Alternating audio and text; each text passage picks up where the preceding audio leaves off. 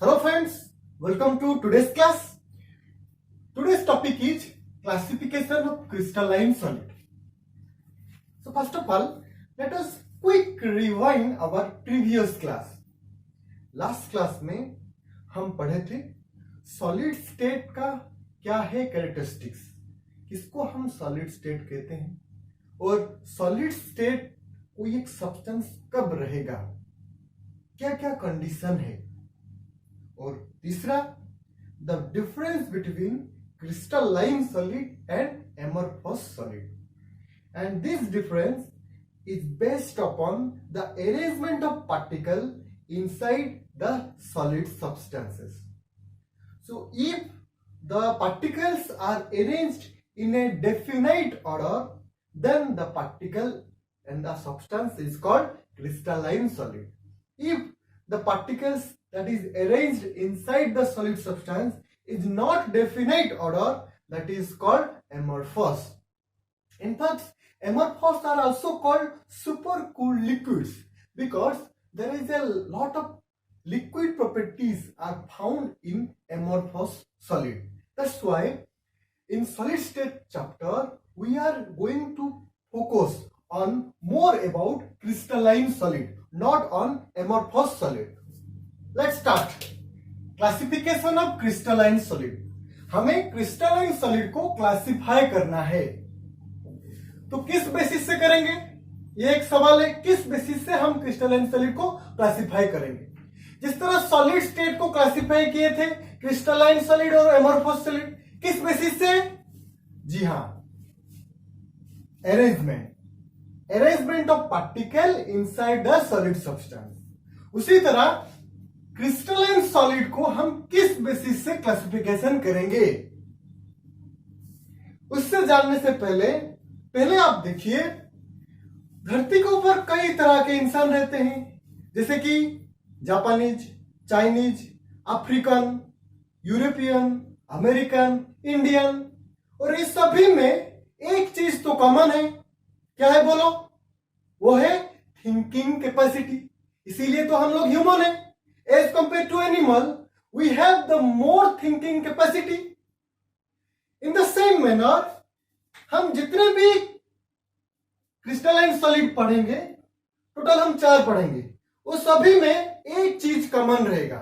वो क्या कॉमन रहेगा? वो होगा ऑर्डरली अरेंजमेंट, डेफिनाइट ऑर्डर रहेगा। चारों को चारों क्रिस्टलाइन सॉलिड में एक चीज बहुत कॉमन है, जिसके वजह से वो खुद क्रिस्टलाइन सॉलिड है, वो है definite geometrical shape. And you will understand. अच्छा, तो वो सभी 4 क्रिस्टलाइन सॉलिड में सभी टाइप में डेफिनाइट ज्योमेट्रिकल शेप रहेगा। तो उस सब में क्या अलग रहेगा? अलग तो है ही, इसीलिए तो हम इसको क्लासिफाई कर रहे हैं। तो कैसे अलग होगा? जी हां, सॉलिड में एक स्पेशल इंपॉर्टेंट फैक्टर है, वो है बाइंडिंग फोर्सेस। बाइंडिंग फोर्स के आधार पर हम क्रिस्टलाइन सॉलिड को 4 कैटेगरी में क्लासिफाई करेंगे। बाइंडिंग फोर्स मतलब क्या है? जस्ट ऑल द पार्टिकल को, सभी जो पार्टिकल को एक साथ जो जकड़ के रखता है, जो सॉलिड बनाता है, वो क्या है? वो है बाइंडिंग फोर्स और इंटरमोलिकुलर फोर्स ऑफ अट्रैक्शन। ठीक है, अब हम जल्दी से पहला क्रिस्टलाइन सॉलिड के बारे में पढ़ लेंगे। पहला है ionic solids. First of all, what is ion? You know, ions are the nothing but the charged particles, और you can also say that ion is a atom or a group of atoms having positive or negative sign. So ionic solid मतलब क्या है? The solid which is formed by ion, that is called ionic solids. अच्छा, एक दूसरा चीज हमारे मन में आ जाता है, जब भी आयन आ जाता है मन में, तो 2 चीजें तो मन में आ ही जाएगा। पहला है पॉजिटिव, दूसरा है नेगेटिव। जी हाँ, और हम ये भी जानते हैं opposite charges are attract each other and same charges are repel each other. So the natural tendency of two oppositely charged particles that attract each other, that attractive force is called Coulombic force of attraction or electrostatic force of attraction. Okay, so what is ionic solids? In ionic solids, the constituent particles are ions or charged particles, and the binding forces are nothing but Coulombic force or electrostatic force of attraction. So electrostatic force of attraction यहाँ पे ज्यादा है, तो इसीलिए तो देखो sodium chloride crystal को यहाँ पे टू अपोजिटली चार्ज पार्टिकल्स है, एक है सोडियम और दूसरा है क्लोरीन, और ये सोडियम और क्लोरीन कई तरह के जो पार्टिकल है इसको कौन सा फोर्स पूरा तरह से बाइंड करके पकड़ा है, वो है इलेक्ट्रोस्टैटिक फोर्स ऑफ अट्रैक्शन। और आप देख रहे हैं क्रिस्टल में यही बाइंडिंग फोर्स की वजह से ये सोडियम क्लोराइड का इस तरह से क्रिस्टल में क्रिस्टलाइन फॉर्म में है। Okay, so because of there is a strong electrostatic force of attraction, that's why physical nature of crystalline solid, that is ionic solid, are hard and brittle. So hard but brittle का मतलब क्या है? एक chalk piece ले लो, वो क्या soft है? नहीं ना, वो हार्ड है। अच्छा, उसमें थोड़ा सा प्रेस करो, क्या हुआ? ब्रेक हो गया या नहीं? तो यही नेचर को हम कहेंगे ब्रिटल नेचर। वो हार्ड तो है मगर थोड़ा सा प्रेशर अगर हम कर लेंगे तो वो हो जाएगा ब्रेक। मगर एक आयरन पीस ले लो, वो हार्ड है, उसको थोड़ा सा प्रेस करो, टूट जाएगा ना? नहीं टूटेगा ऑब्वियसली। सो इसीलिए वो ब्रिटल नहीं है, आयरन पीस ब्रिटल नहीं है। तो फिजिकल नेचर जो है आयोनिक सॉलिड का वो है हार्ड बट ब्रिटल। अब हम बात कर लेंगे जहां पे पॉजिटिव और नेगेटिव बात आ जाएगा वहां पे इलेक्ट्रिकल कंडक्टिविटी क्या होगा। ऑब्वियसली आप कहेंगे कि पॉजिटिव और नेगेटिव है, चार्ज पार्टिकल है, इलेक्ट्रिसिटी फ्लो होगा? नहीं होगा, क्योंकि चार्ज पार्टिकल को मूव तो होना चाहिए ना। इलेक्ट्रिसिटी मतलब क्या है? Flow of charge. और आप देख रहे हैं क्रिस्टलाइन सॉलिड में पॉजिटिव और नेगेटिव चार्ज आपस में पूरी तरह से पैक्ड है, तो आपस में पूरी तरह से बाइंड होके है। तो जहां पे मूवमेंट ऑफ चार्ज पॉसिबल नहीं है वहां पे फ्लो ऑफ इलेक्ट्रिक करंट कैसे होगा, वहां पे फ्लो ऑफ चार्ज कैसे होगा? इसीलिए अगर जब हम बात करेंगे आयोनिक सॉलिड का, तो वहां पे जो इलेक्ट्रिकल कंडक्टिविटी है वो सॉलिड फॉर्म में वो इंसुलेटर है, मतलब कोई इलेक्ट्रिसिटी फ्लो नहीं होता है। मगर when we converted into sodium chloride into molten state or in aqueous solution, remember molten state and an aqueous solution is not same. Aqueous solution means you just take a sodium chloride, few pieces of sodium chloride and just add water, that is called aqueous solution. And molten state means if you increase the temperature approximately about 1000 degrees Celsius, then sodium chloride will convert it to solid form to liquid form, that is called molten state. Okay, so when you add water, their ions are far away from each other, that's why movement of charge or movement of ion can be possible. In the same manner, in the form of molten state or in fused state also, the charge can be moved from one place to another place. That's why electricity can be easily conducted throughout aqueous solution or throughout the fused and molten state of ionic solids. Okay, so the melting point is high, obviously because of its strong electrostatic force of attraction. That's why the ionic solids having melting point is high. Okay, next हम पढ़ेंगे covalent और network solids. क्या है covalent और network solid? The solid which is formed by covalent, क्या covalent bond, that is called solids, that is called covalent solids. And in the same way network solids, network तो जानते हैं आजकल network कम रहता है, नहीं वो वाला नेटवर्क नहीं है, नेटवर्क मतलब कनेक्शन, ठीक है, पढ़ेंगे। तो क्या है कोवेलेंट सॉलिड? पहले एक एग्जांपल देख लेंगे। स्क्रीन में देख रहे हैं, ये क्या है? जी हाँ, diamond, the hardest substance of the universe, that is called diamond. You can see in diamond, you can see each carbon atom is connected with 4 other carbon atoms. You can see here is also, here is one carbon atom and one carbon atom can connect with 4 other carbon atoms. Okay, and this is called tetrahedral structure. 2 bonds on the plane, one bond is below the plane and another bond is above the plane, that is called tetrahedral structure. Okay, so आप लोग तो समझ गए होंगे कि diamond अगर सबसे hardest substance है, इसका मतलब बाइंडिंग फोर्स जो है यहां पे क्या है? Covalent bond. So who can say what is covalent bond? The bond formed by sharing of electron pair between the atoms is called covalent bond. Okay, so here the constituent particles are atoms, obviously, because covalent bond can form between the neutral atoms, because the atoms can neither donate electron nor accept electron. That's why they can share the electron pair to form covalent bond. That's why here the constituent particles are atoms. And the binding force is called covalent bond. And because of covalent bond, the physical nature is hard. And now we are going to discuss about electrical conductivity. Here you know, covalent bond means there is no charge, just electrons are shared. That's why all the covalent solids are electrically insulator. But there is a exception. What is the exception? That is graphite. Carbon in the form of graphite. The allotropes of carbon, that is graphite, can conduct electric current. Okay?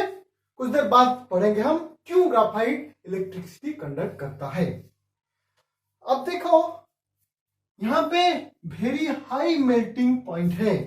Melting point जो है, जो covalent solid का बहुत ही ज्यादा high रहता है। हाँ, इसका बहुत सारे एग्जांपल है, जैसे कि diamond, silicon carbide, silicon oxide और क्वार्ट्ज एंड AlN, या ये क्या है? Ln, aluminium nitride. तो ये सब है कोवेलेंट और नेटवर्क सॉलिड्स। ओके, तो यहां पे इसको हम कोवेलेंट सॉलिड क्यों कहते हैं? क्योंकि the binding forces is covalent bond. ठीक है, और एक बात है, क्योंकि यहाँ पे बहुत सारे नेटवर्क है, मतलब बहुत सारे कोवेलेंट बॉन्ड है, इसीलिए जनरली इसका फिजिकल नेचर जो है वो हार्ड रहता है और ये ब्रिटल भी है।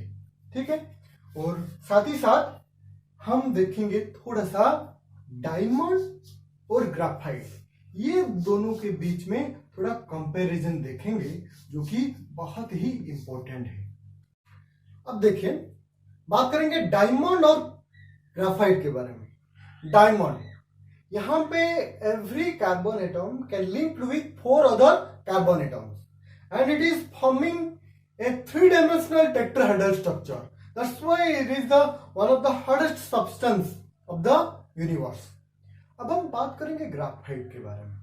ग्राफाइट में ये स्ट्रक्चर है 2-dimensional ग्राफाइट का और ये स्ट्रक्चर है 3-dimensional ग्राफाइट का। ठीक है, पहले 2-dimensional ग्राफाइट को मार्क कीजिए।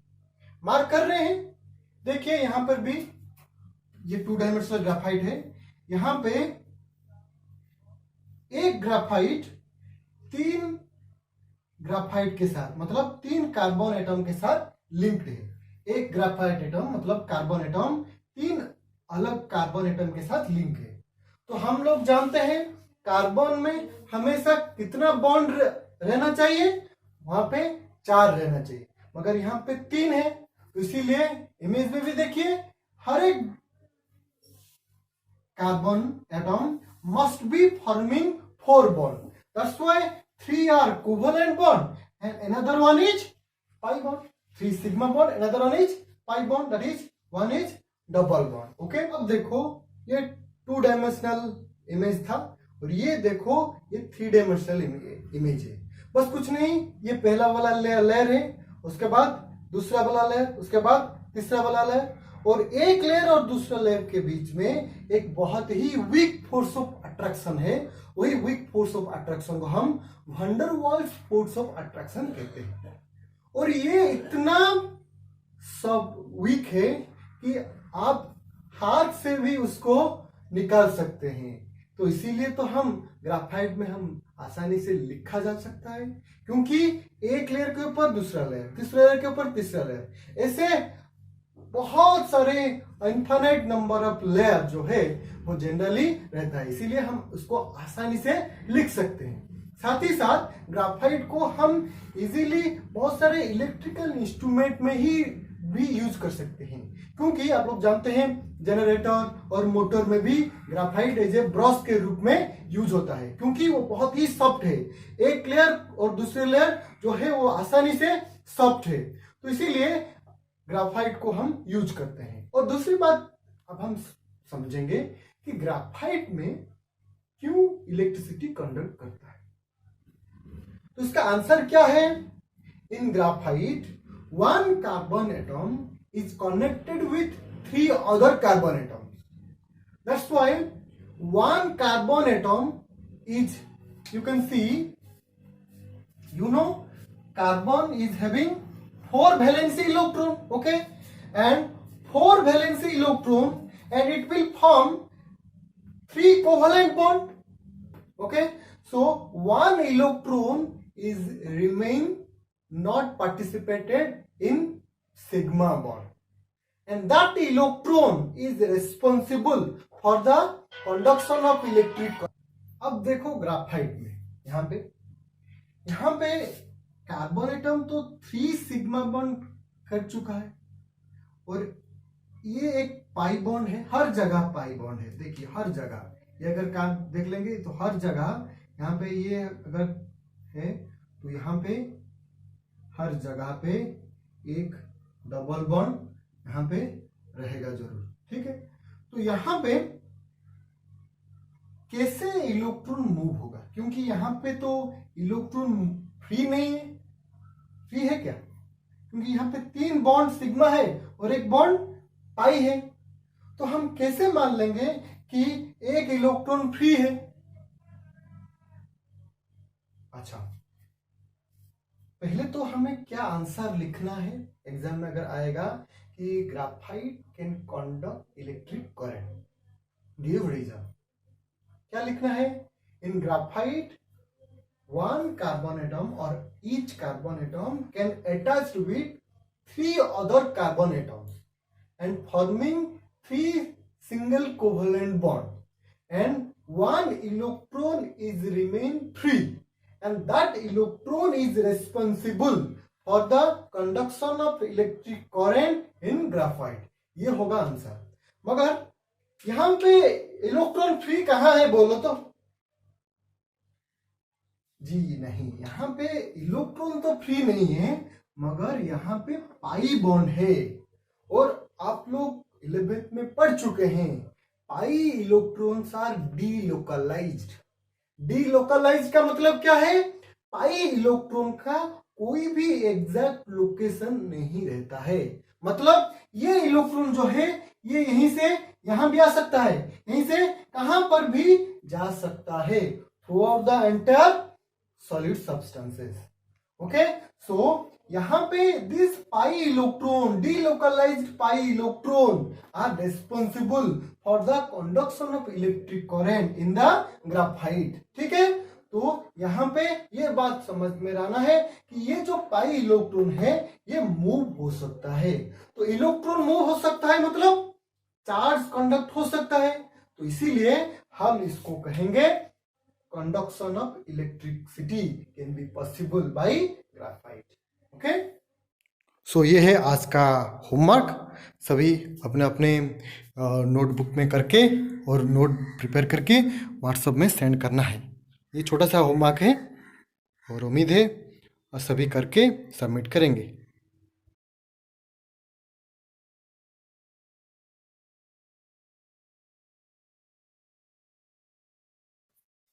Thank you.